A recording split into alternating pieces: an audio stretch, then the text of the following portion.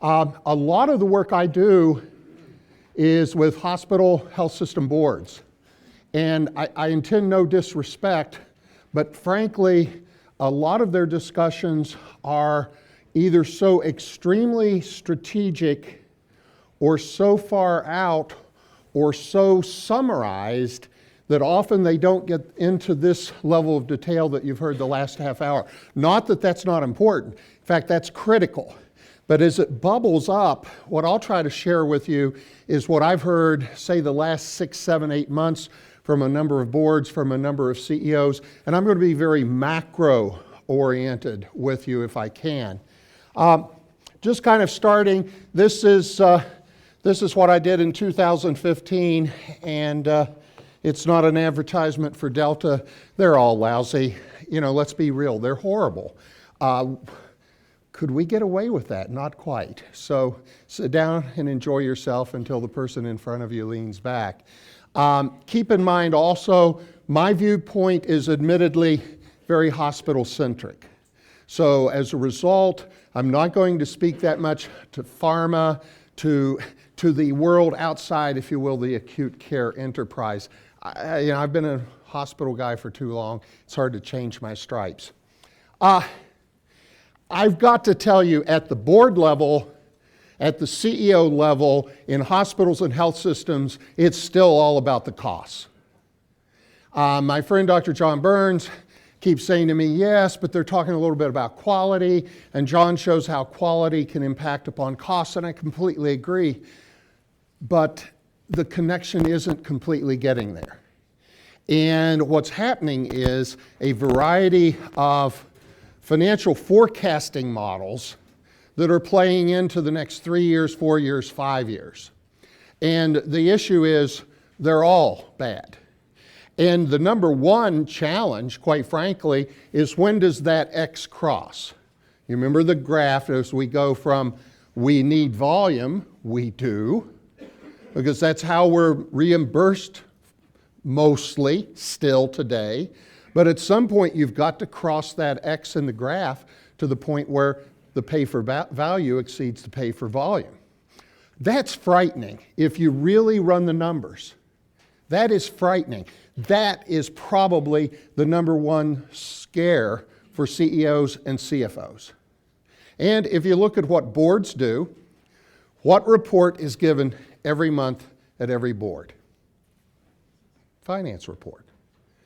Oh yeah, there's kind of a report for the medical staff and there's kind of a report for the quality, but sit in some of these meetings and watch the attention level. Or go to the finance committee meeting, listen to the spirited discussion, go to the quality committee meeting, listen to the spirited discussion, and then go to the board and say, gee, I went to both meetings, it must be all finance. I'm not denigrating finance. I'm just saying that's what it's still all about at the very top levels of the organization. Now, publicly, they're not going to say that. They're going to talk quality. They're going to talk physician engagement, physician love for clinical. They're going to talk pop health. You're going to hear a lot of that. But at the end of the day, if it's 7 p.m., it's at 8 p.m., and there's still people left in those offices with the little circle tables, the tears are going down the cheek because of costs. And when you think about costs, there's 3 sides to cost. The first being just the cost pressures in inpatient care. Some of that is just by virtue of some decline or leveling out, whether it's ED or whether it's just good old-fashioned, gee, I got 600 beds open. And 3 years ago, I was running average daily census, 550. Now I'm running 480.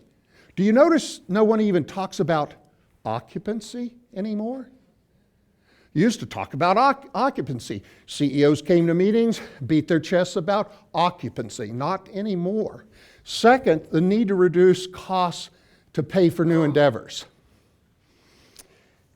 I know of at least 4 or 5 organizations that have dropped down 6, 7, 800,000 a year for a senior vice president of population health.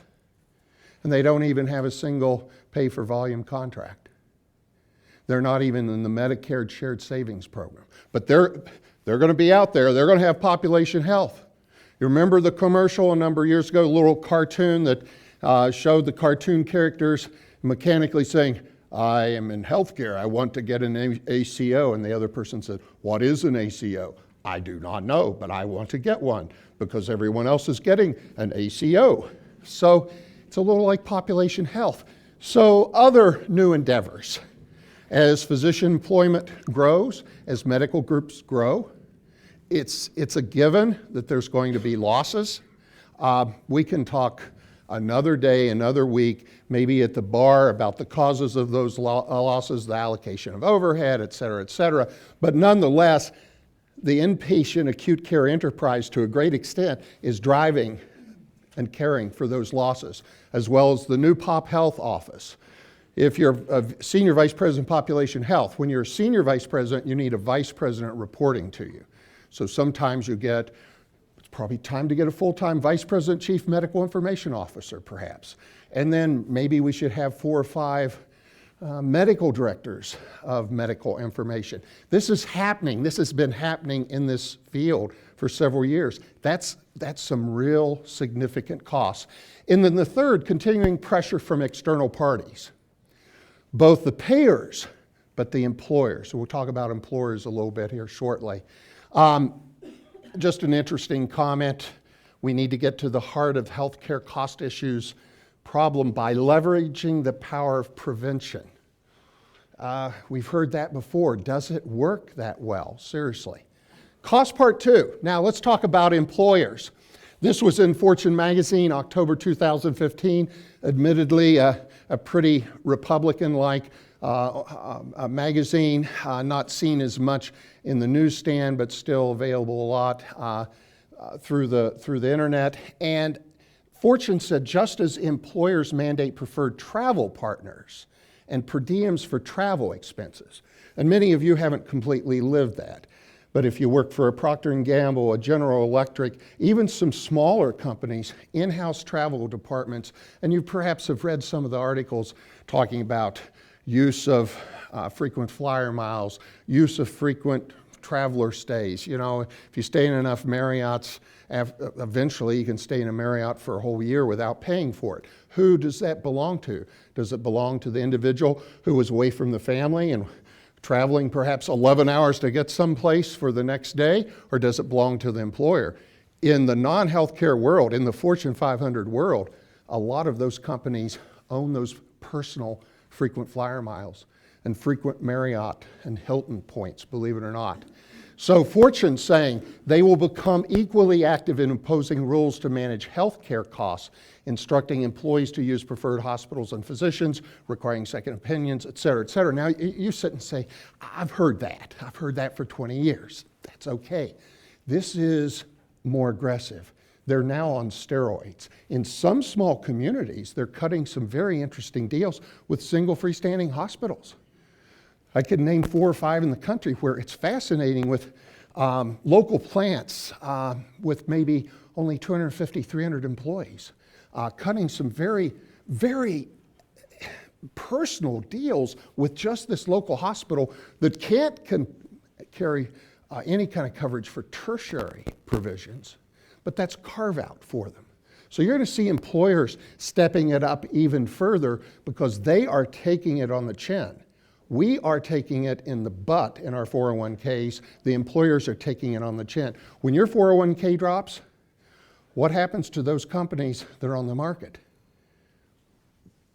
They're suffering the same way. And that's play money for them.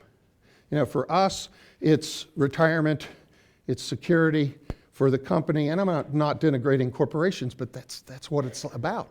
It's shareholder value, but actually it's growing the corpus. And some of this is personal costs, and I don't need to tell you this. You've had 2 or 3 presentations today that continue to talk about the individual consumer. We're going to see so much more of this, because a lot of things are happening. Just in the last couple of days, the American Hospital Association, as you're probably aware, employers can have an exemption from the minimum benefits. A lot of employers in the last 12 months, particularly the Fortune 500 type employers, have completely eliminated outpatient surgery as a coverage in their health insurance. Why? If you've got a $5,000, $7,000, perhaps $10,000 deductible, a lot of times that amount won't even hit it. So if you're Cardinal Industries, Procter & Gamble, DuPont, Wells Fargo, and you realize this particular plan, I've got a $5,000 individual and a $7,000 family deductible, and the typical outpatient surgery total aggregate cost is going to be $2,500. That benefit person sitting there at Wells Fargo says, we don't have to cover that anymore. And so what happens then is a lot of individual employees start to shop, they start to get more price sensitive. They're saying, well, that's not covered. I wouldn't get it in my deductible anyway. So a lot of this is individual, and you can just kind of see the growth here from 2014 to 2016. 2.5% of yearly household income for this year is estimated to be paid for health insurance. It's not quite hitting folks like you and me as much as it is mainstream America and youth America. People are saying, my goodness, you know, why is the age, 85% of the voters between 18 and 35 in New Hampshire voted for Bernie Sanders?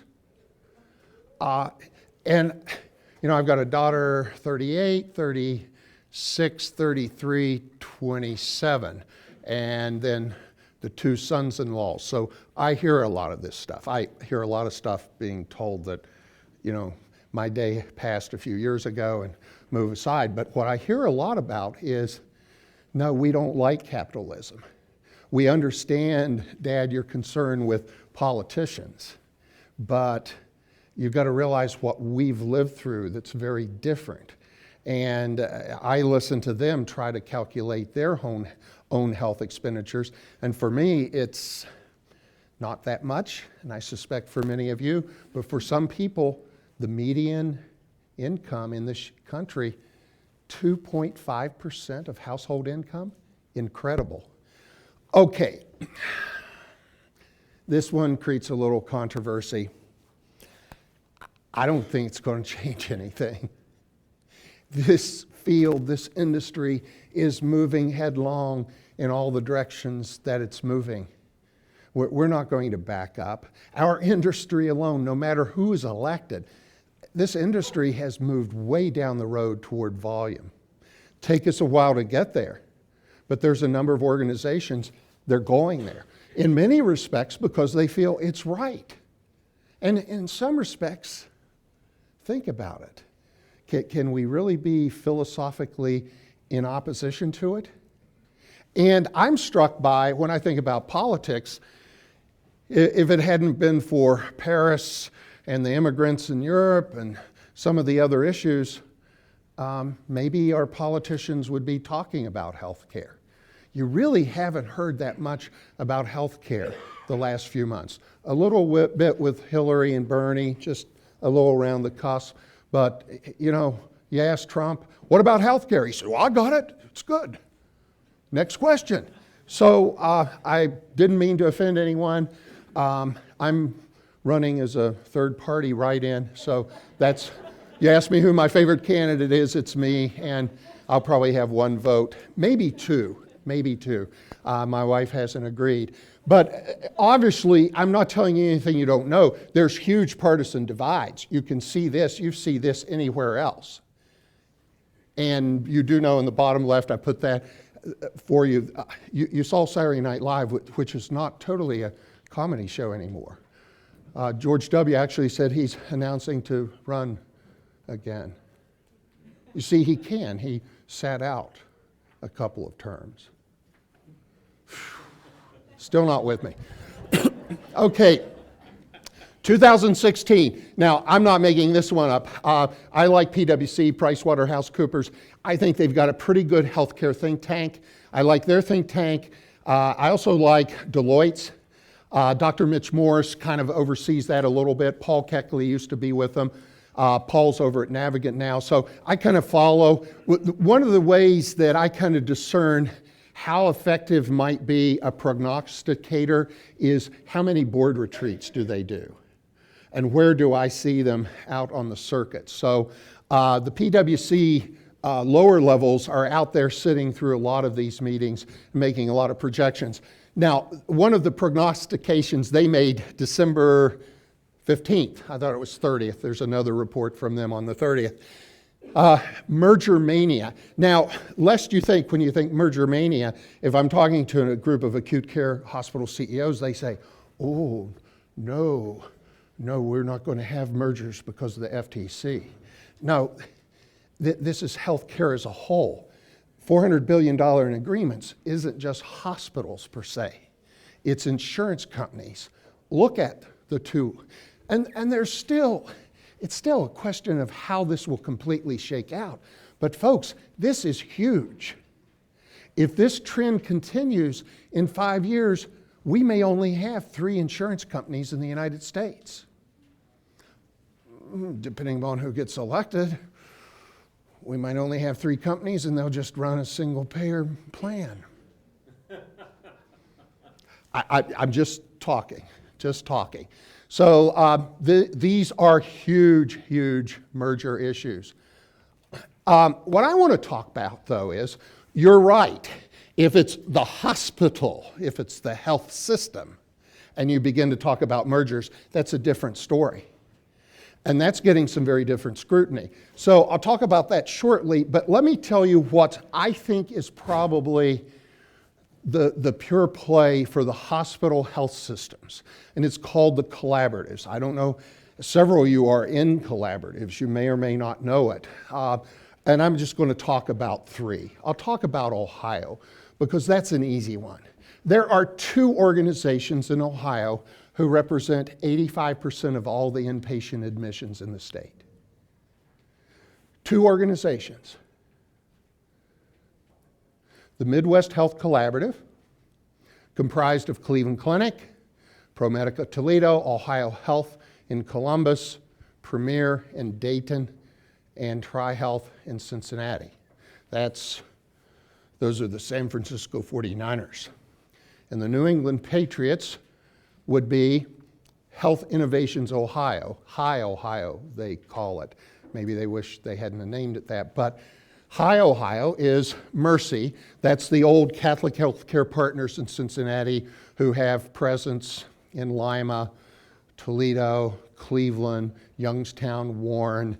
Through their investment with Summa Health in Akron, they have a presence in Akron. So the Mercy Cincinnati players, Summa, because part of Summa is Summa, part of Summa is Mercy. Mount Carmel and Columbus, even though Mount Carmel, from a population health standpoint and from an ACO standpoint, is probably putting more of their business future in parent Trinity, Novi, Michigan, the CHE, Catholic Healthcare East, merger with the old Trinity players, and the Adventist system in Dayton. So essentially, you put those 2 players together, the Patriots and the 49ers, High Ohio and the Midwest Health Collaborative, 85% of the inpatient admissions in calendar 2014. Haven't seen the numbers for calendar 2015. High Ohio has a small staff. Midwest Health Collaborative is starting to assemble their staff. High Ohio started in 2012. Midwest Health Collaborative was publicly announced about 3 weeks ago, a year ago, mid-January 2015. That's an example. And all the other players left at their largest are about $150 million in inpatient net revenue. That's not big. They will have to somehow jump on these coattails because there's already 3 public studies done by Ohio Medicaid and Workers' Comp. The state can't wait to sit down with representatives from 2 companies and say, we're prepared to move all of Workers' Comp in the state of Ohio to one of the 2 of you. Why don't we start out with maybe a 25% across the board off the top of your current rates? Let's start negotiating there. So the state is going to push for this pretty aggressively. It will happen. So the collaboratives are not mergers. Mergers are tough among hospitals. You got hospital A and hospital B, or health system A, health system B. They're difficult. You're trying to merge cultures. You get all these egos of the board and the CEOs involved. It helps if one of the CEOs is ready to ride the retirement horse into the sunset. But still, you've got that senior staff sitting there that's left thinking, our CEO's retiring. We're stuck with what has always been our competitor, and we've spoke pretty nastily of him or her, and now that person's going to be the big boss. There's a lot of other reasons that makes it difficult, among them the physician population. So collaboratives get past that by existing in some cases for just specific types of engagements, like cutting deals through an ACO or a pop health deal. Or if you look at the Midwest Health Collaborative, all of those members that I mentioned to you are VHA owners. They're in the group purchasing order organization, GPO, VHA. So they already are together, they know each other. And you would not be surprised if the Midwest Health Collaborative, who by the sake of their name might sometime this year tell you that, well, there's a couple of systems in Michigan and maybe a couple in Indiana and maybe one in Pennsylvania that are going to join us. Who knows? Could be. Because there are bigger collaboratives like the Barnes Jewish Christian Collaborative, which was one of the first large, splashy collaboratives announced in the United States. And you can see on your left kind of the original players, BJC being kind of the conduit through which it was set up, Memorial in Springfield, Illinois, and then all the way over into Kansas City. And then to the right, and I apologize, I probably should have done this in 2 slides, but if you want to see a better view of Allspire, Allspire is basically Eastern Pennsylvania and New Jersey. This is huge. The Allspire Collaborative has 27 million people in its population service area.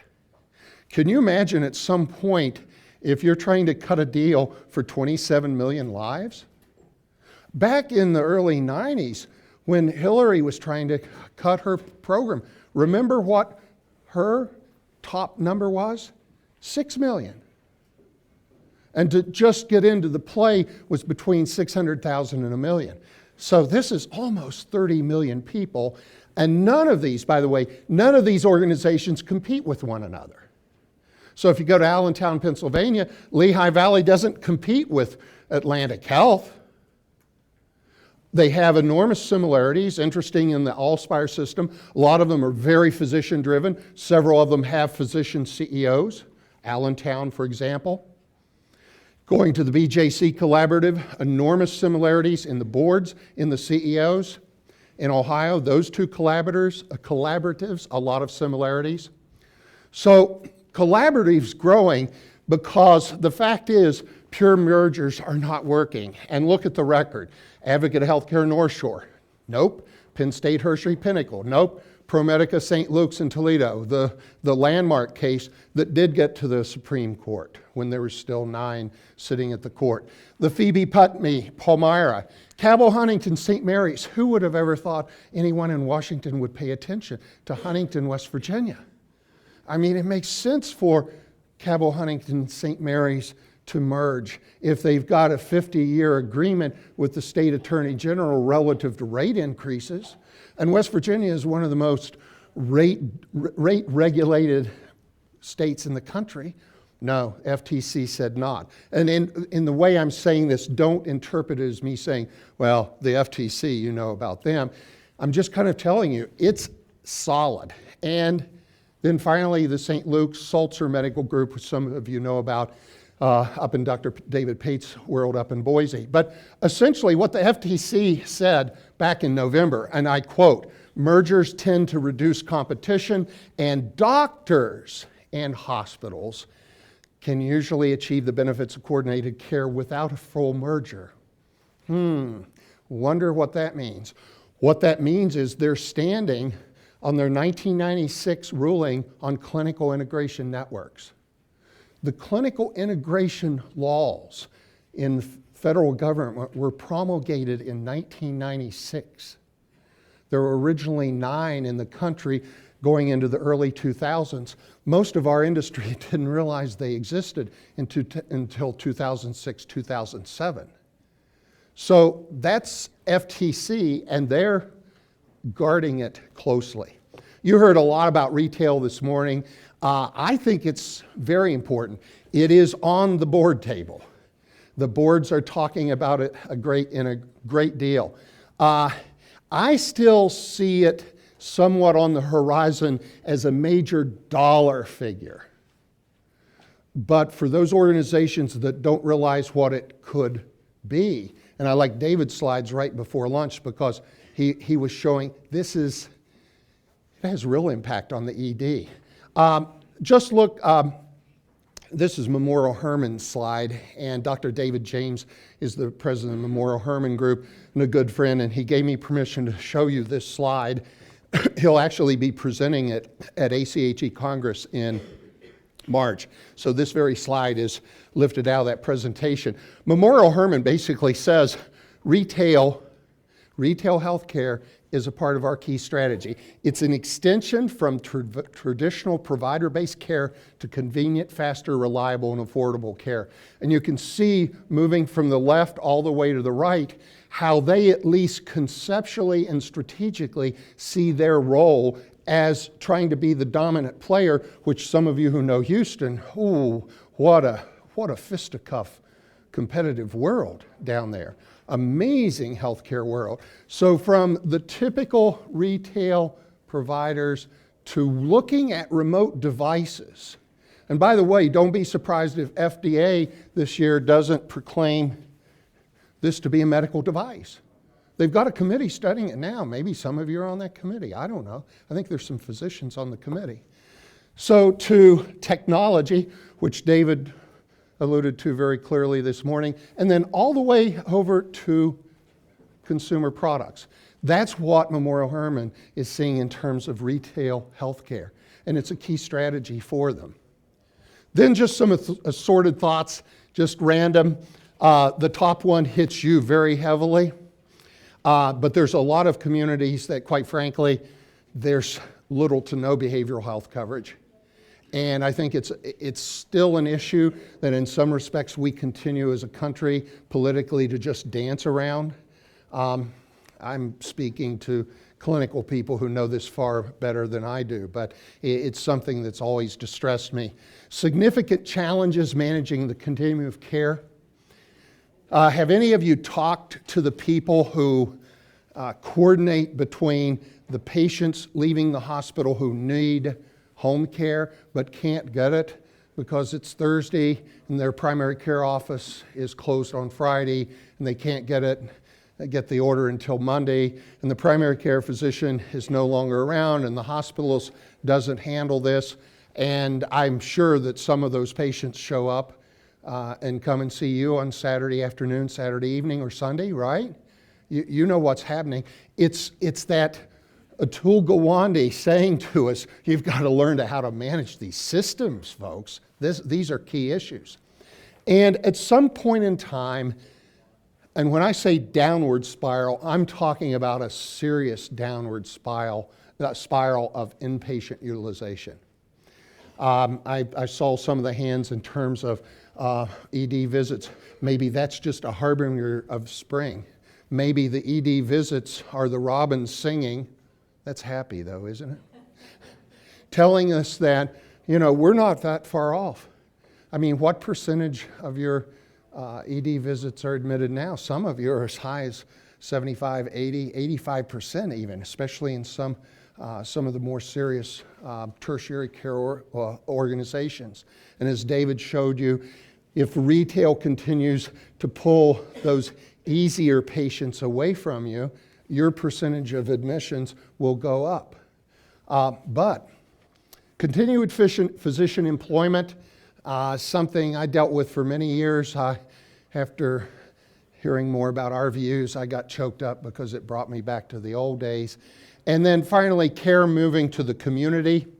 I think health systems, I've heard some boards for the first time in 2015 actually talk about lower cost care settings. Before then, it was just lip service. Now it seems that they understand that. The changes ahead, this is just kind of a given, basically moving toward a patient-centered medical home, and basically through that EMR, using teams to achieve that care. You've heard all you need to know about telehealth. I've seen 3 telehealth systems the last 6 months. I'm just amazed. Mercy St. Louis. Avera, if you go up and see Dave Kabaska's shop at Avera McKinnon, he'd love to host you. I'm amazed at what they're doing. I keep joking, David, you've got nurse practitioners up at the North Pole, don't you? Connected by telehealth. It's almost that far away.